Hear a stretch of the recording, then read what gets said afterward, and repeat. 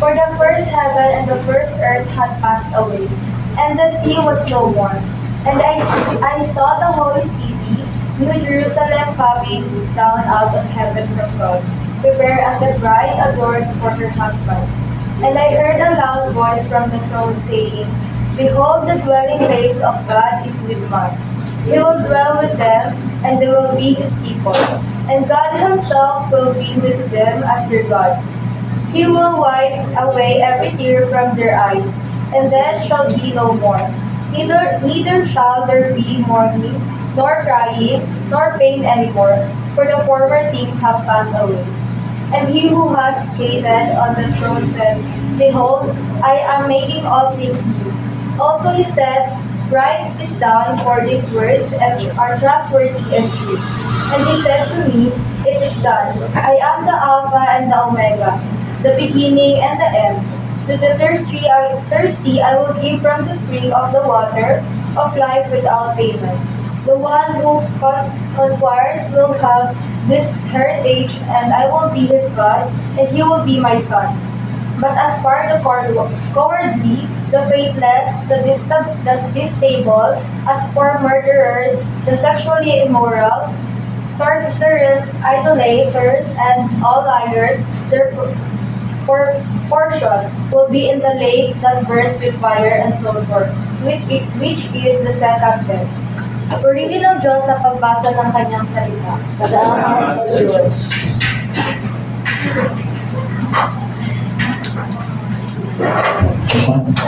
Thank you, honey.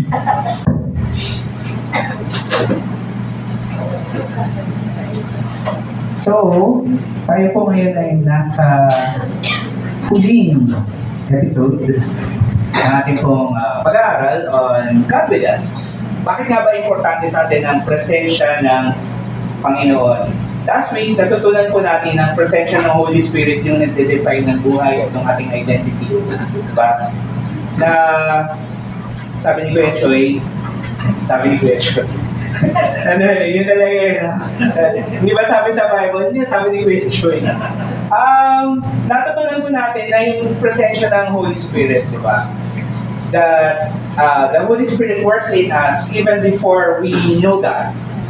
Siya yung nagbabago ng ating pong puso, ng ating pong attention, ng ating affections towards God.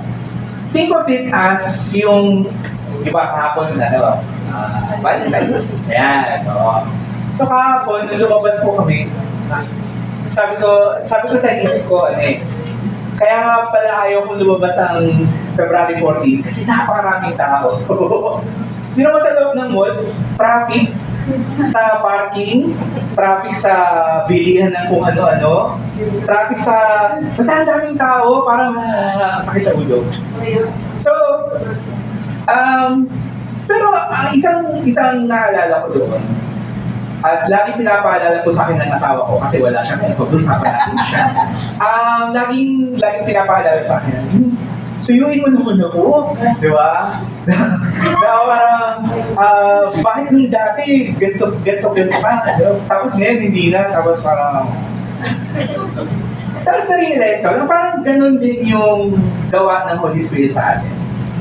Hindi naman sa sinusuyo ka na, tanggapin mo na si Cristo. Hindi siya ganun eh. But binabago ng Panginoon yung ating pong mga puso even before we chose Christ. Diba sabi ni Cristo sa John 16, 15 or 15, 16, sinabi niya na even before you chose me, I chose you. Parang po ganun na.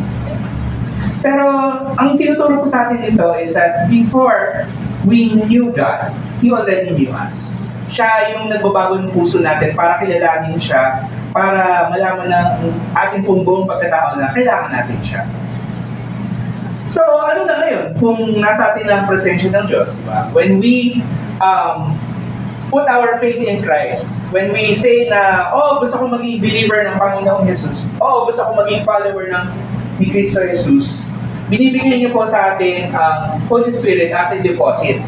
Think of it as a security deposit na bago natin ma-experience fully ang presensya ng Panginoon in all His glory, binibigay niya sa atin ng Holy Spirit to comfort us, to guide us, to lead us making decisions that are honoring to Him. So ano na ngayon? Diba? What's next para sa atin? Kasi kung ang nais lang pala ng Diyos, maranasan natin yung presensya niya, bakit hindi niya tayo kunin agad? Diba? Yung moment na, Lord, I put my trust in you, I want to follow you, I want to be your, dapat kinuha niya na tayo lahat sa langit. Diba? Dapat nasa presensya na tayo agad. Hindi kaya may iba pang dahilan bakit nandito tayo sa mundo ito. So, ang ating pong pag-aaral is the revelation, God's grand plan fulfilled. And babalikan po natin yung ating pong pasimula sa sa pag-aaral na ito. Ano ba yung grand plan ng Panginoon? Konting background po. So, as a review ng ating pong pag-aaral sa Revelation before, so alam po natin the Revelation is traditionally attributed to the Apostle John, sinulat around AD 95-96, habang si John ay naka-exile sa isla ng Patmos. So, hindi ito yung isla na, maganda, may mga grupo, may swimming, hindi. Think of it as, parang Alcatraz. Ganyan. Malamig yung tubig, malalim, puro bato-bato, hindi ka makapag-swimming doon. Try mo mag-swimming doon, in 2 to 6 minutes, mamamatay ka due to hypothermia. So, ganun siya secure na ang pakiramdam ng Roman Empire pag dinala ka sa Patmos, para ka na rin sinentensyahan para mamatay. Kailangan nating alalahanin na yung images na dinidescribe po sa Revelation may not necessarily be actual events. Okay? Kasi yung iba binabasa ang Revelation na, nakita namin dito yung nangyari noong 2001, September 11, di ba? Yung 2 towers, may aeroplano na bumangga sa yung Twin Towers sa New York. Hindi ka na pagbasa ng Revelation, remember. These are images with symbolic meanings. Think of it, yun nga yung vision. In the same way na kapag tayo nananaginip, di ba ayaw ko yung panaginip yung nalalaglag yung lahat ng ngipin. Di ba? Sabi nila, kapag daw may nanaginip na nalaglag yung ngipin mo kasi may masamang mangyayari daw. Di ba? O masama naman talaga mangyayari kasi labas ka wala kang ngipin. Di ba? Masama yun. So, may mga symbolic na symbolisms behind the images that you see. Meron ako isang panaginip dahil wala nga sikat, panag-uusapan namin siya. Minsan sikat, nagkukwento sa akin, napanaginip ako si ganito, kung sino man sa SB19, ganyan. Buti kayo nagkikita kayo sa panaginip, di ba? Tapos pag ako naman nagkwento, napanaginip ako, kaya si May Mendoza. Ba't mo siya iniisip, di ba? Ba't ganun, di ba? Pero yun nga, symbolism, symbolic meanings sa mga when we see things, kailangan natin siyang i-apply when interpreting Revelation. And natutunan po natin sa pag-aaral po natin ng Revelation. Revelation is not just about what happens in the future. Hindi siya yung porket propesya siya na ganito yung mangyayari, hindi yun yung point. The point of Revelation is to encourage the believers in the present. Na pinapaalala po sa atin ng mga katotohanan na pinapresenta ng Revelation through the symbolisms, through the images, pinapaalala sa atin that God is in control, that God is sovereign, na He's not watching a distance. Tama natin. So, sige po. Tingnan siya yung verse na ating pong binagi ni Hani hanggang verse 8. And that's fine. That's fine. Actually, maganda rin yung mga sinasabi po dito sa verses 6 to 8. Na sinasabi sa verse 6 that I am the Alpha and the Omega. Si Christ yung nagsasalita dito. So, the beginning and the end. Diba? To the thirsty, I will give from the spring of water of life without payment. This is a reference sa isang pangako ng Panginoon sa Isaiah na imbitasyon na kumain ka. Diba? Ayan, kumain ka sa isang banquet. Come! Hanapin mo yun sa Isaiah. Come and eat. Yeah. And parang Wala kang babayaran, basta kumain ka. Yun, oo. Nasaan yun? Basta hanapin nyo sa essay yun. Tapos, the one who conquers will have this heritage. This is a reference sa Matthew, na sinabi niya na Matthew 24:13, the one who endures will be saved. Tapos sa verse 8, as for the cowardly, the faithless, the detestable, ganyan-ganyan, ayan nga, liars go to hell. Yan ang sinabi dito. And all liars, their portion will be in the lake that burns with fire and sulfur, which is the second death. So, liars go to hell. Ayan. So, yan. Tandaan po natin yan. Isang paalala po ito, it's a warning na binigay po ni Apostle John para po sa lahat ng believers. Now we go back to verses 1 to 5. So, binasa kanina, verse 1 talks about all of creation being made new.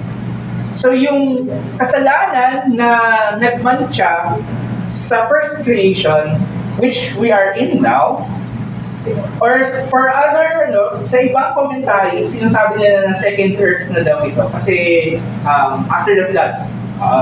Pero regardless, this is a creation na may mantsa ng kasalanan na dulot ng nangyari sa Genesis 3. The Holy City dito na tinatawag is actually not talking about a literal Jerusalem na bababa na hindi ko siya gano'n na grabe siyang isipin na gano'n. It's a reference to the church and to all believers through the ages. We'll go into that a bit later.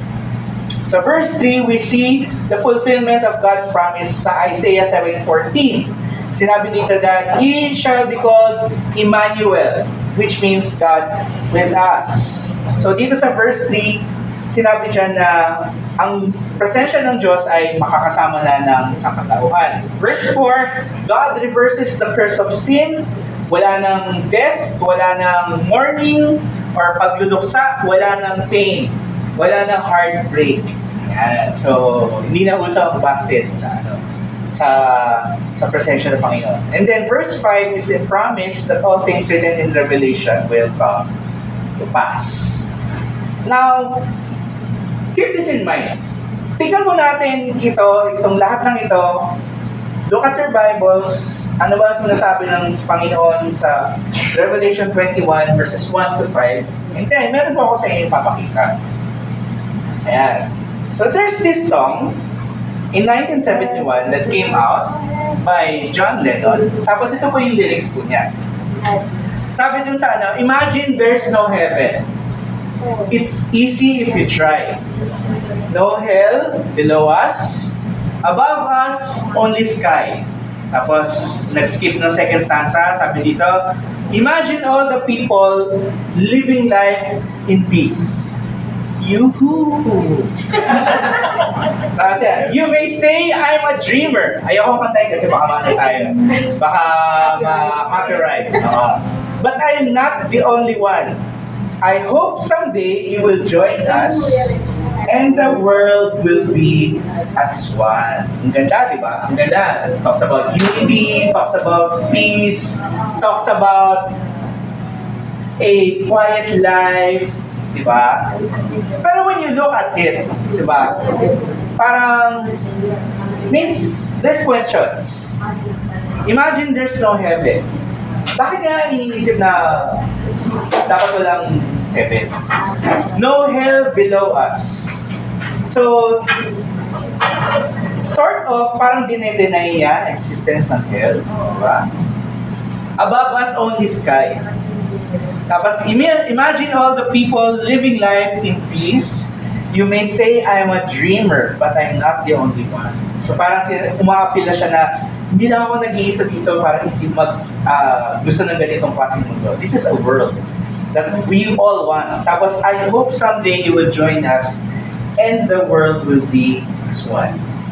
So, ang tanong, bakit dapat importante sa atin ang pagkilala sa presensya ng Diyos? When we compare John Lennon's vision of a peaceful world to sa vision ni John sa Revelation, ano yung difference? Diba? John Lennon talks about a world na no heaven, no hell, di ba? Dreamers coming together as one, only sky, kaya yun yung mga description niya. Pero ano yung sinabi dito sinasabi sa text natin. Diba? A holy city, coming down out of heaven, prepared as a bride. He will wipe away every tear from their eyes. Death shall be no more. Neither shall there be mourning, nor crying, nor pain, for the former things have passed away. When we compare yung vision ni John Lennon sa vision ni John, the Apostle dito, ano yung difference? Kay John Lennon, sama-sama tayo. Sama-sama tayo, pero anong meron? Wala lang. Parang sama-sama lang tayo. Unity lang. Diba? Pero wala. Walang heaven, walang hell. Diba? May sense ang hell when we look at verse 8, diba?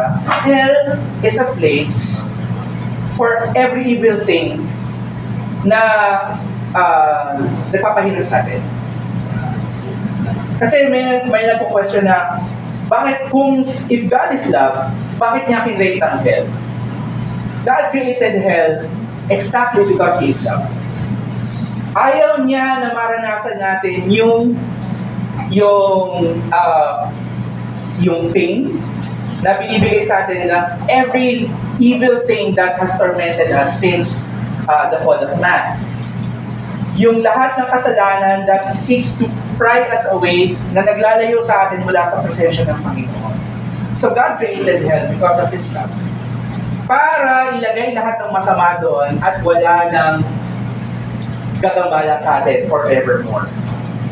Ito yung kaibahan ng mundong may presensya ng Diyos sa isang world peace na walang pagkilala sa heaven, hell, or religion.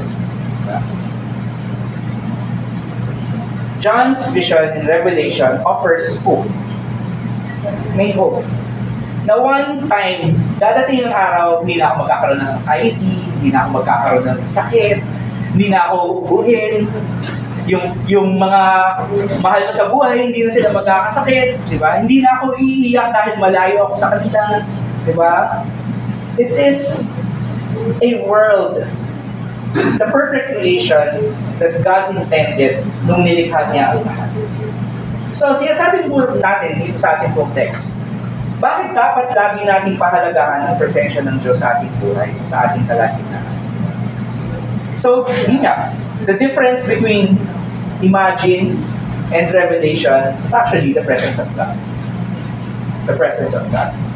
So, ang unang katotohanan po sa atin, presensya ng Diyos yung ating pag-asa, nawawakasan ng kasalanan at ang kasamaan.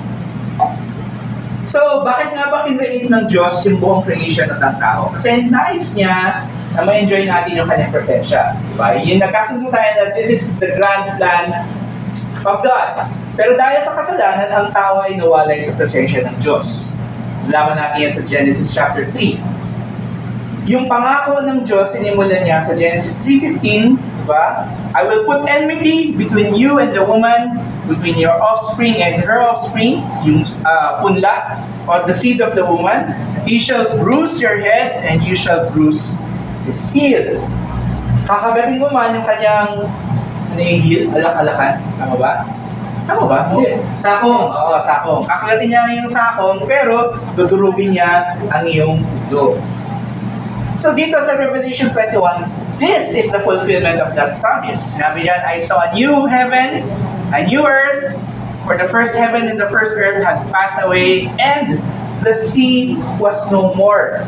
Hindi po ibig sabihin dito na mawawala na yung dagat. Okay? Remember? Symbolisms. When you go back a few chapters before, saan nanggagaling yung beast na nanlilang sa mga tao? Saan nanggaling yung beast with, marami siyang horns eh. Saan nanggaling yung dragon na nagtangka na lamunin yung the woman clothed with the sun. Okay? Lahat yun nanggaling sila sa dagat. So the sea here is a place where evil comes, not a literal sea. So yung sinabi dito that the sea was no more, wala na. Wala na ang masama, wala na kasamaan, wala na evil. Siniguro ng Panginoon na hindi na magbabalik ang kasamaan at kasalanan.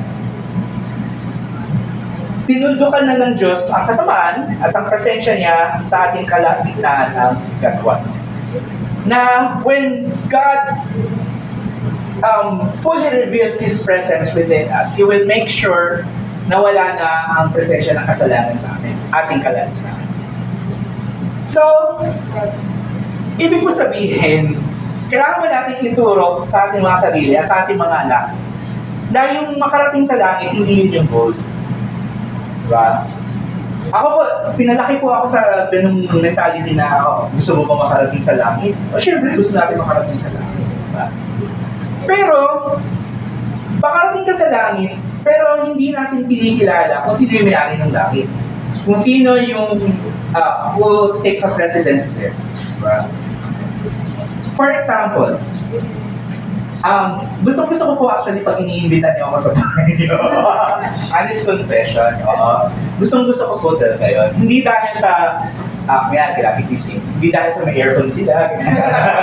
Or hindi dahil sa masarap po kayong magluto. Hindi dahil doon. Kasama na lang yun. Yeah. Kasama yun sa benefits. Pero, madalas, di ba, bumibisita tayo. Gusto ko po bumibisita sa inyong mga bahay. Kasi, mas nakikilala ko po kayo. Nakikilala niyo din ako. Na,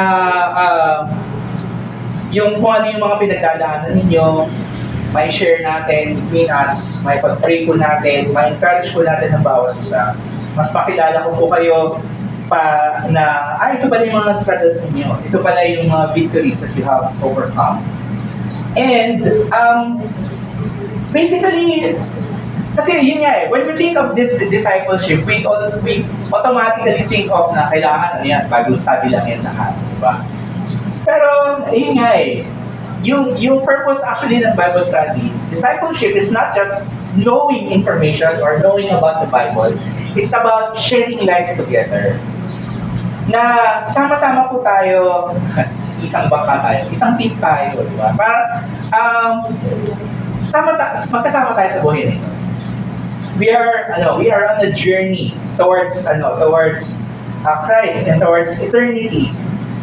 Na ang dahilan kung bakit hindi tayo kaagad kinukuha ng Panginoon sa langit is kasi binabago niya din yung ating buong pagkatapon. Yun nga kasi nga, tatanggalin niya lahat ng kasamaan. So ngayon, pagdating mo doon, tapos masama pa rin yung ugali, baka magpunta ka sa baka ma-echapwera tayo, di ba? In the same way na, yun nga, kapag merong handaan, may invitasyon, punta tayo sa bahay. Ngayon, punta tayo sa bahay ni Gemma. Siyempre, naghahanda ka, naliligo ka, di ba? Alam na sinabi natin, Gemma, na huwag ka na maligo, pumunta ka na dito. Di ba? Maghahanda ka, mag-aalis ka, magmukha ka naman mabango. Ganun din ang ginagawa po sa atin natin. Ginagawa niya tayong mabango. Ginagawa niya tayong malinis. Ginagawa niya tayong kaaya-aya sa kanyang paningin. So, it doesn't matter. Merong isang bata. Tinanong siya, do you want to go to heaven? Tapos sinabi niya, paano kung wala si God doon? Diba? Paano kung wala si God doon? And when you read Psalm 139, sinabi ni David doon, if I make my bed in Sheol, you're still there. Diba?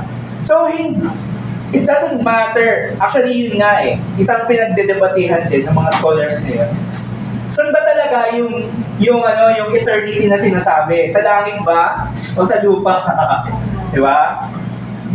Personally, I am of the position, base po dito sa Revelation 21, that God will make His presence here with us. Babaguhin po ang buong creation na ito. Na basically, tatanggalin lahat ng corrupt, tatanggalin lahat ng pangit na blood control, ganyan. Kaya babaguhin ng Panginoon lahat, gagawin niya na parang napakagandang probinsya, parang farm, ganyan. Parang magandang farm, may bunga yung lahat ng tapos magpapahinga tayo, magbabakasyon tayo, di ba? I like to think of eternity as that way.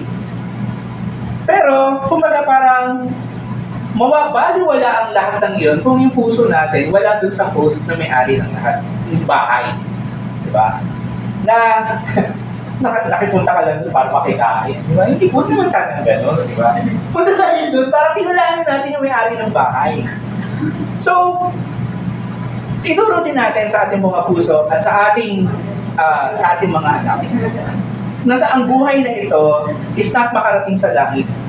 But for us to have a love relationship with God, that our hearts will truly love Him, truly desire Him.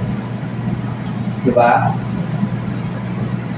Ang goal ay muling makabalik sa presensya ng Diyos. And the reason why, in most cases, hindi tayo kagad kinukuha ng Panginoon, yun nga, kapag nagsabi tayo na gusto nating, we want to believe in God, through Jesus Christ, is because tinuturuan tayo at yung mga makasalanan nating puso na kasamin ang presensya ng Diyos. Because, aminin naman po natin o hindi po natin default na asamin ang presensya ng Diyos. Mas gusto natin somewhere. We'd like to be somewhere else. Right? Madalas, it takes us a whole lifetime para matutunan natin na gustuhin ang presensya ng Diyos. Kaya, tandaan po natin, ang makarating sa langit, hindi po yun yung goal natin bilang mga Kristyano. At bilang mga tinawag ng Panginoon, it's not the goal, it's not the end game. But rather, to desire yung presensya at yung buong pagkatao ng ating pong Panginoon. Pangalawa, ang presensya ng Diyos ang magkakaisa sa lahat ng believers sa bawat panig ng mundo. One of the things that we need to look forward to is when Jesus Christ brings together the whole global church. Especially yung sa ating pong denominasyon. Kasi yung ibang mga pananampalataya, sinasabi nila na hindi kayo yung tunay na relihiyon kasi bata-bata kayo eh. Ang dami yung church, ang dami yung pangalan. Bakit hindi lang lahat joy in Christ, di ba? Bakit hindi lahat ng church pangalan joy in Christ? May ganito, may ganyan. Yung iba, puro hallelujah. Yung iba, silent type lang ang kanta. Di ba? Yung iba, basically yun. And we want, gusto natin na gustuhin na one day, makikita natin yung buong global church. Nakakatawa siguro yung mga moments na, di ba, nga kapitbahay mo. Tapos, nagkita kayo sa presensya ng Diyos. Uy, nandito ka pala. Tapos sinabi niya rin sa'yo, uy, nandito ka pala. Di ba ikaw yung chismosa? Para wag sanang gano'n, yung gulatan na ma-experience ko natin. Balikan natin yung sa verse 2. Revelation 21. Sabi dito, I saw the holy city, New Jerusalem, coming down out of heaven, prepared as a bride, adorned for her husband. Most of the interpretations of this passage, they take this literally, na merong bababang city from heaven, na basta may measurements yan sa verse 9 somewhere. Ayan, verse 9 and onwards. Verse 11 actually. May literal na city na bababa from heaven, tapos yun nga yung bagong Jerusalem. To the extent na may ilang mga pastor na naniniwala at nagtuturo na ang bagong Jerusalem na dito daw sa Pilipinas matatagpuan. Na nagtatayo sila ng mga compound, ganyan, tapos ito ang bagong Jerusalem. Ganyan, tinuturo nila na gano'n. Tapos sasabihin ng pastor, ako ang anak ng Diyos. Ayan, umalis na po kayo pagka ganyan. Umalis na kayo sa church na ito pagka nagturo na kami ni Church of Choi o kaya Church of Mon. Huwag po sanang ganun. Pero, when we cross-reference this verse with other verses across the Bible, we learn na yung Jerusalem na tinutukoy dito is not a literal Jerusalem, but is actually talking about the church. Or all believers throughout time. For example, sa Galatians chapter 4, but the Jerusalem above is free, and she is our mother, talks about the church. Bakit? Bakit the church? May reference siya dito sa Hebrews 12:22, but you have come to Mount Zion and the city of the living God, the heavenly Jerusalem. Bakit mayroong ganitong reference? Kasi yung mga nagsulat nitong Galatians at ng Hebrews, they came from a Jewish background. normal para sa kanila na mag-celebrate ng Passover, ng Pentecost, tsaka ng Sukkot sa Jerusalem. So, dadating yung panahon kapag, season na ng Passover, punta na tayo lahat sa Jerusalem. Yun yung image na sinasabi dito. Yun yung image na nire-reference dito. Na, when you come to church, halika, punta tayo sa church, magsamba tayo sa Panginoon ng sama-sama. Yun. Okay, so it's not a literal Jerusalem, it's a reference na pumupunta ang mga tao sa Jerusalem to worship together, ng sama-sama. Diba? Sabi nga, meron nga akong kakilala na yun din yung rason why we celebrate Passover, we celebrate Pentecost, we celebrate Sukkot dito sa church na ito. Kasi tinuturo po natin na we need to come together to worship and celebrate what the Lord has done for us. So, sinasabi sa passage po na ito, sa Revelation 21 verse 2, yung pagtitipon or yung pagbabalik ni Jesus magiging isang masaya, isang bonggang pagtitipon ng mga believers. Sabi nga ng isang kakilala ko, ang sarap mag-church. Diba?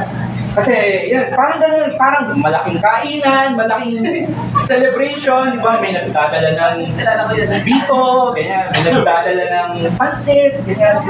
Isipin niyo na parang ganun ang pagdating ng Panginoon. Andito na ang Panginoon, sama-sama tayo, kakain tayo, mag-enjoy tayo dahil masarap mag-church. Diba? Why is it important for us to know that Jesus will finally bring the whole church together? Kasi ang realidad ng ating journey of faith, maraming church na nagkakasiraan. Right? Dahil sa magkakaibang pananaw, not necessarily magkakaibang interpretation, but magkakaibang views.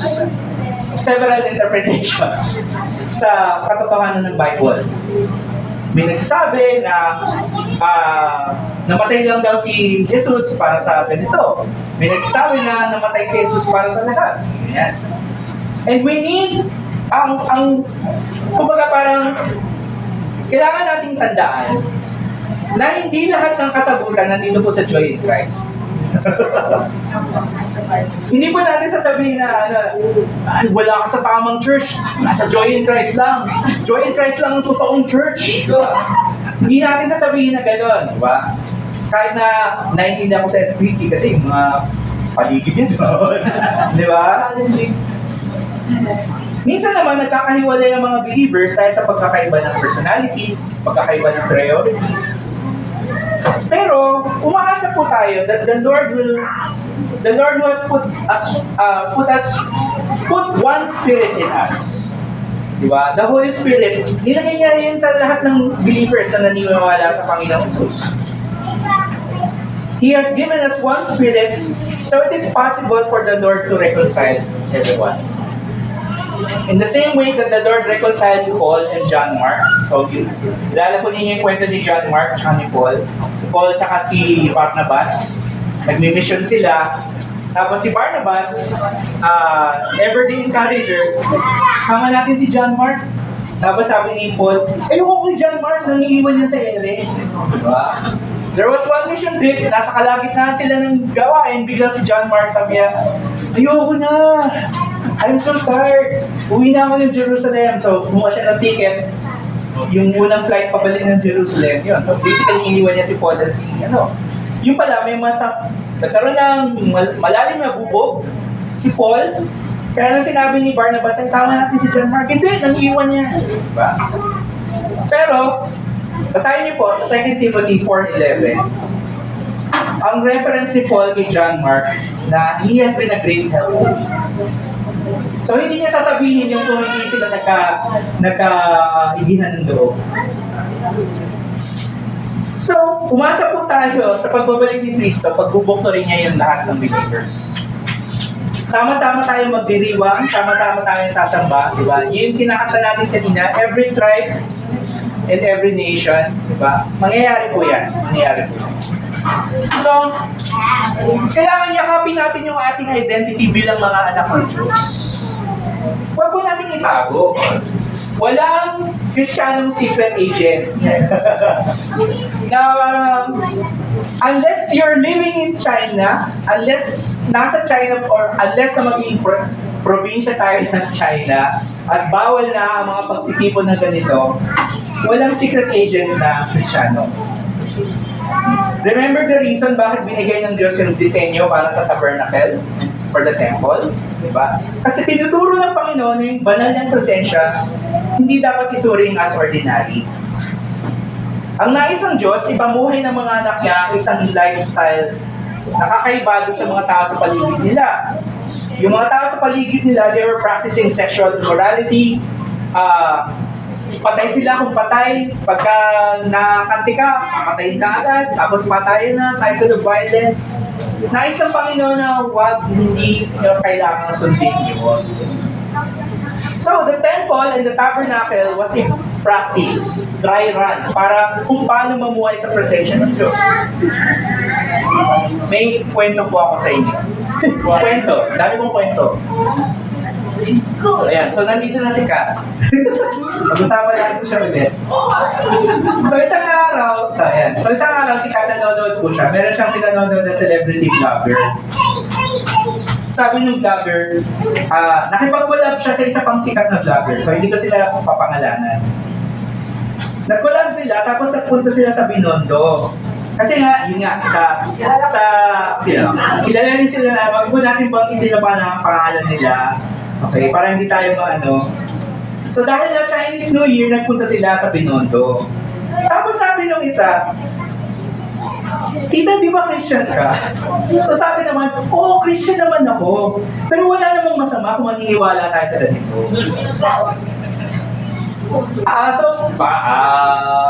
Okay. Yung ganong paniniwala was the same reason bakit napaalis yung mga Israelita sa lupain nila. Bakit nangyari yung Assyrian exile? Bakit nangyari yung Babylonian exile? Kasi wala namang masama kung maniniwala tayo sa ganito. Pinagsabay nila yung paniniwala nila sa Diyos, yung paniniwala nila kay Asherah, kay Baal. Wala naman siguro dito naniniwala kay Baal. Pero minsan naniniwala tayo na, okay lang na iganyan natin yan kasi para pumasok sa swerte. Okay? Or para sa mga nagtitinda. Bueno, di ba? Di ba?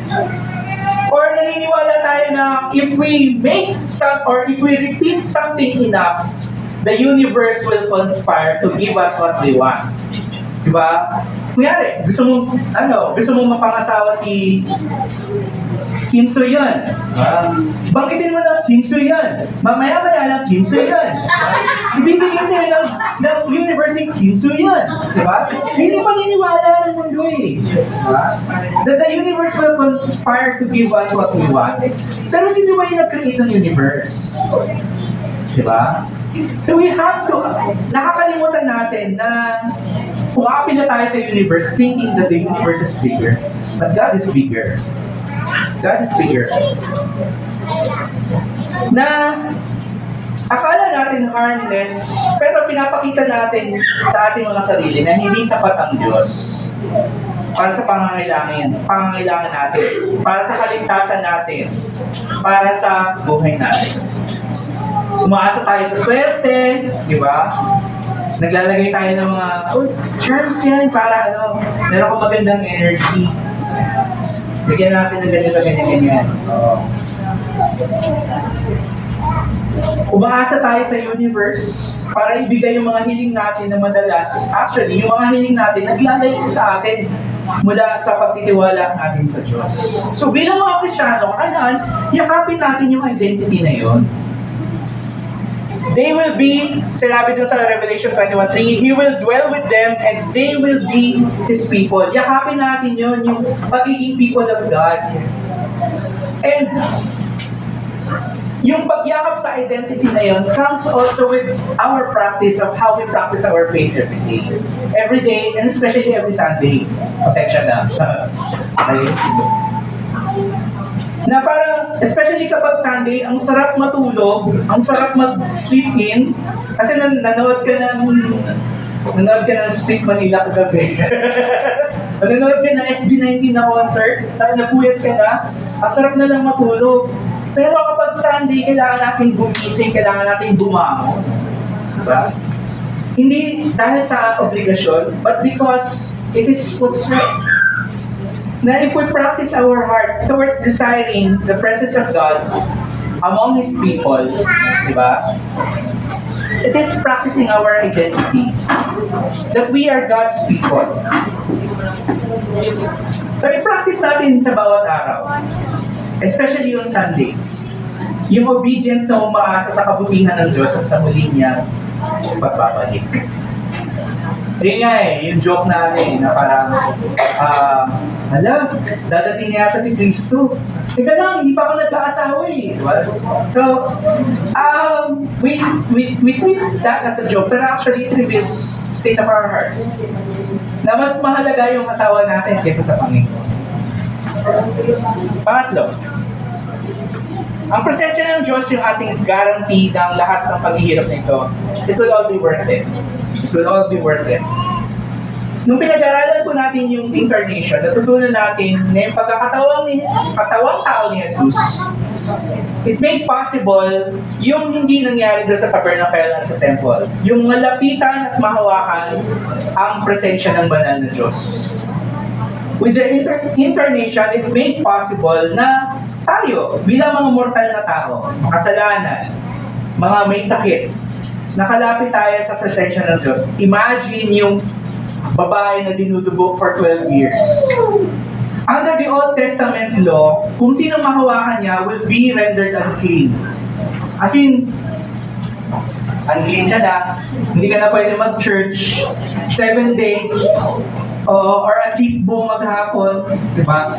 Pagka ikaw dinudugo mismo, hindi ka makakapasok ng church ever. Until such time na matapos yung pagdudugo mo.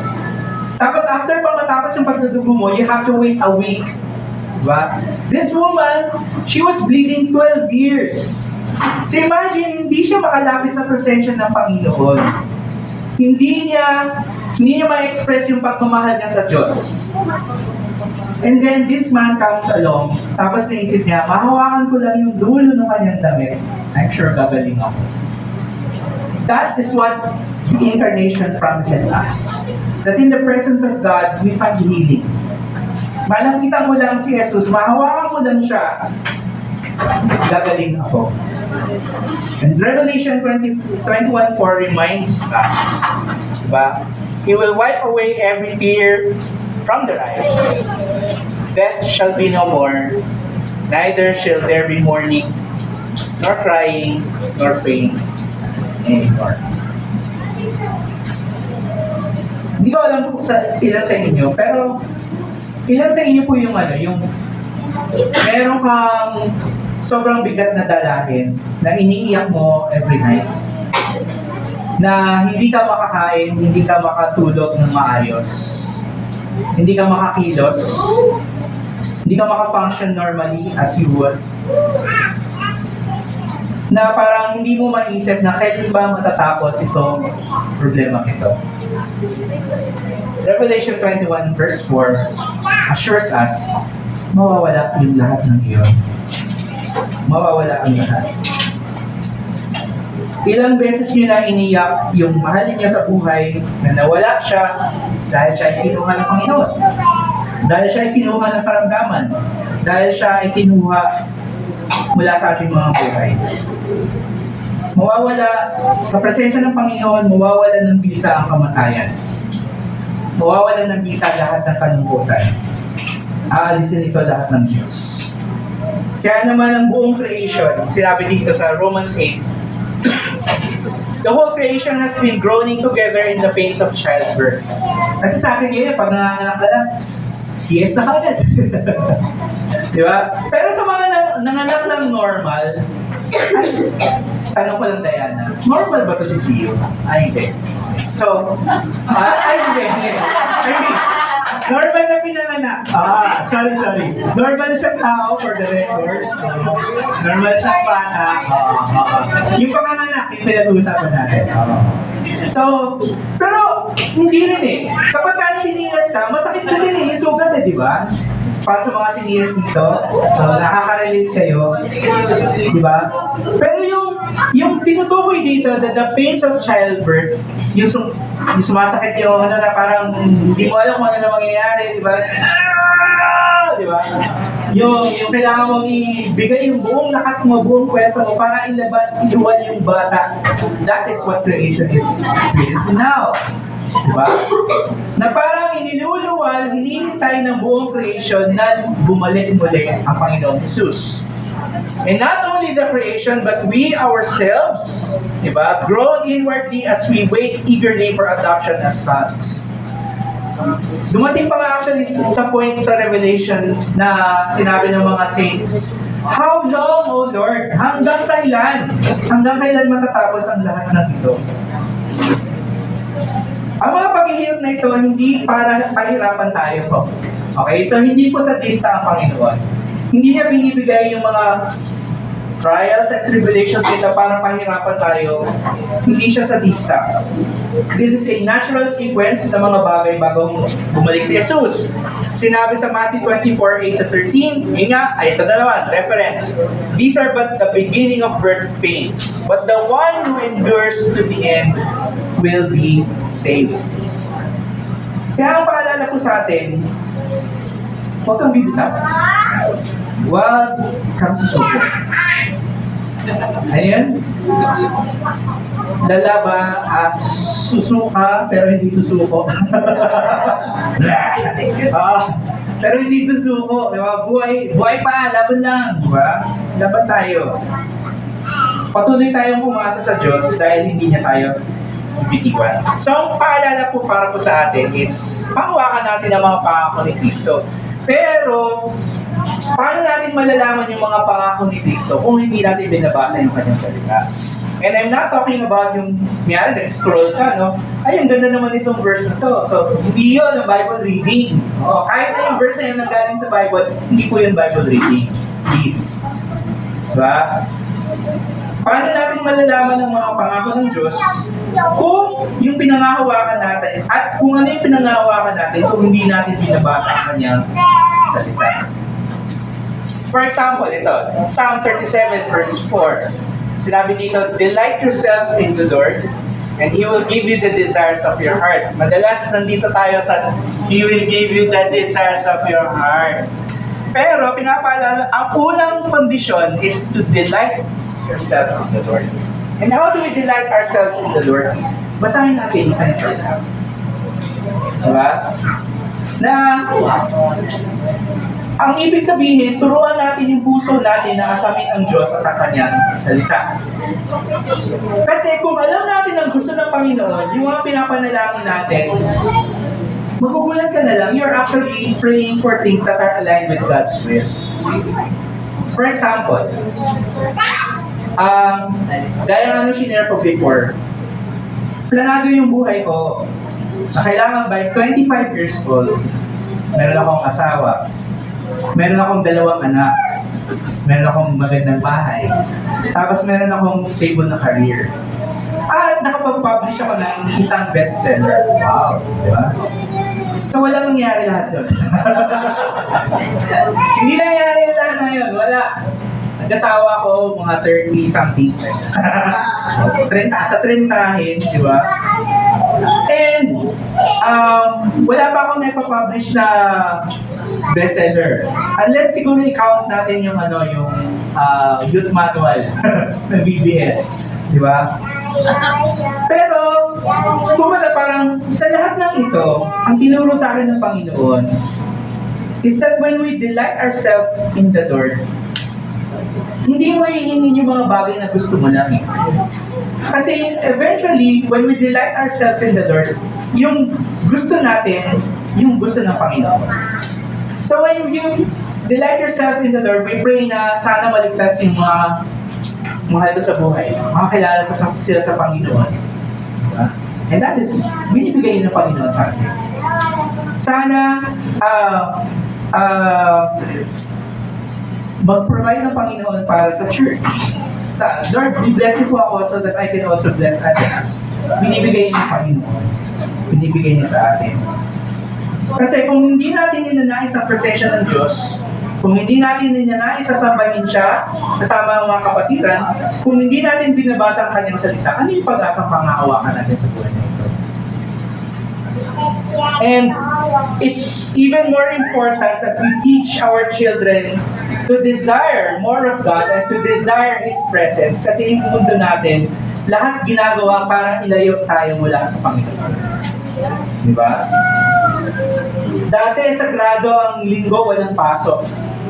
As in talagang titigil ang mundo para lahat ng church. Pero ano na ngayon? Ha? May bukas na mall, di ba? Nagtatrabaho ka, pinapapasok ka. Tapos ngayon, pati ang mga estudyante, minsan ang mga schools, naglalagay na ng activities on Sundays. Di ba? On a surface level, we might think na, oh, okay lang yun. Pero actually, medyo systemic yun. Na kinokondisyon yung puso natin na it's okay not to be with church on Sundays. Diba? Kaya, natutuwa pa rin ako dun sa mga tao na kailangan mo magtrabaho na Sunday, pero yung desire mo, yung puso mo nandito. Diba? Kasi pinagdaan ako din yun. Nung college ko ako ROTC ko pag Sundays. Pagka nagpapa-attention yung commanding officer namin, yung puso ko nandun sa church namin na tumatayo at kumakanta at sasamba sa Panginoon. Diba? And it doesn't stop there. Ang mga schools ngayon nagpo-promote ng mga ideologies that challenge God's wisdom. For example, hindi mo kailangan sundin yung gender na meron ka ngayon. You can choose your gender. Kanina mabaga nabasa ko yung isang kwento ng isang ambulansya na hinarang sa bus lane sa EDSA.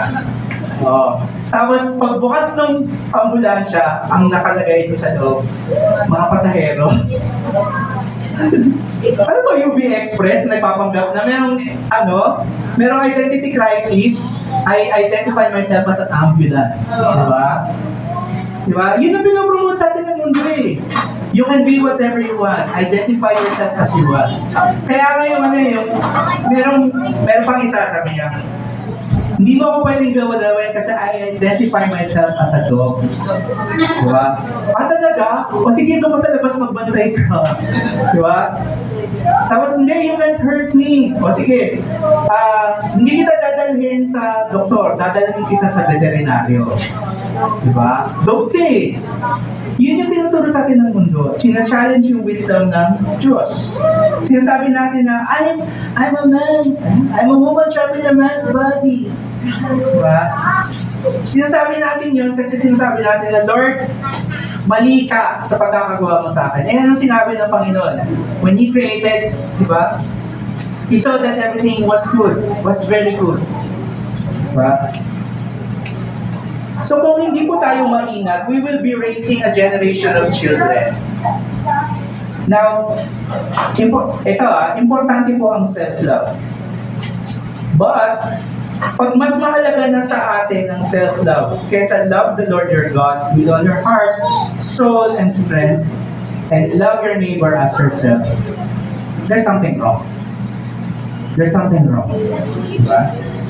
Mahalaga ang pagpapahalaga sa sarili. Diba? Kaya nga, yun nga, love your neighbor as yourself. Kung ano yung pagmamahal mo sa sarili mo, to love your neighbor as yourself. Pero hindi natin dapat i-elevate yung sarili natin sa pagmamahal sa Diyos. There's a story of an angel. Yeah. Meron isang anghel noon.